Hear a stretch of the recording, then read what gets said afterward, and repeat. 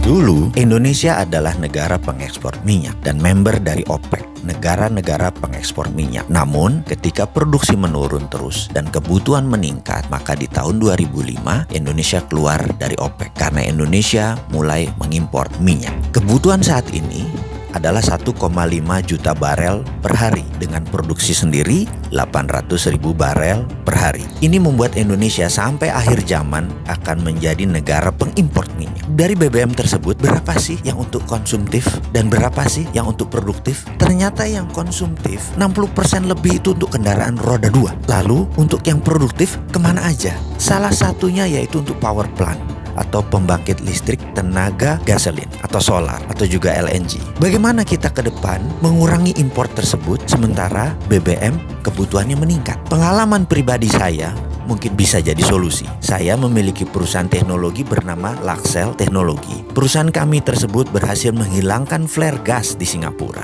Kami memiliki surat resmi dari pemerintah Singapura, dari Shell, dan dari Mobil Oil atas suksesnya menghilangkan 5 flare gas dan menjadi zero flaring. Dengan teknologi ini, bagaimana kalau kita membuat dua hal dengan satu tenaga? Kita menjadi negara pertama di dunia yang berhasil menghilangkan gas suar bakar atau flare gas, dan kedua adalah kita menjadi negara yang mendukung lingkungan hidup, yaitu fight global warming. Kita tahu bahwa saat ini ada lebih dari 700 mm SCFD flare gas dibakar setiap harinya di 8 provinsi di Indonesia, terbesar di wilayah Sumatera dan di Blok Cepu. Sekali lagi, flare tersebut dibuang percuma. Kalau dinilai dengan uang, maka nilai 700 mm FCFD itu adalah 5 triliun rupiah per tahun yang kita buang. Kedepan mengapa kita tidak memanfaatkan sampah ini? Flare gas tadi jugalah yang membuat Indonesia dalam statistik global warming lingkungan hidup dunia memberikan kontribusi penyebab panas bumi lebih dari 5%. Saya jamin dalam 5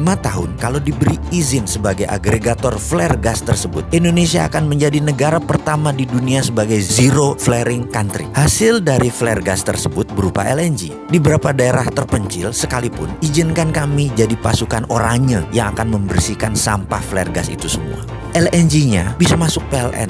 Energinya PLN kan masih kurang. LNG tersebut bisa PLN beli dengan harga murah dan distribusikan ke pembangkit listrik tenaga gas atau pembangkit listrik berbasis gasolin, biasanya juga dual combustion, bisa pakai gas, bisa pakai BBM. Ditambah lagi ada 18 power plant di Indonesia Timur yang pakai BBM yang bisa diganti gas. Untuk ini ada kelebihan yang lainnya. Pada saat regas gas LNG tadi ada dingin terbuang kira-kira minus 170 derajat Celcius yang bisa kita tangkap untuk dibuat cold storage untuk ikan. Cold storage tadi untuk meningkatkan hasil nelayan di mana energinya gratis. Tentunya cold storage tadi disiapkan oleh pemerintah. Hal itu semua akan mengurangi import gas 5 triliun per tahun. Juga PLN mendapatkan LNG. Apa syaratnya untuk itu semua? Cuma 2, yaitu PLN menerbitkan GSA, Gas Sales Agreement, dan negara kasih izin flare gas agregator. Semoga ide ini bermanfaat.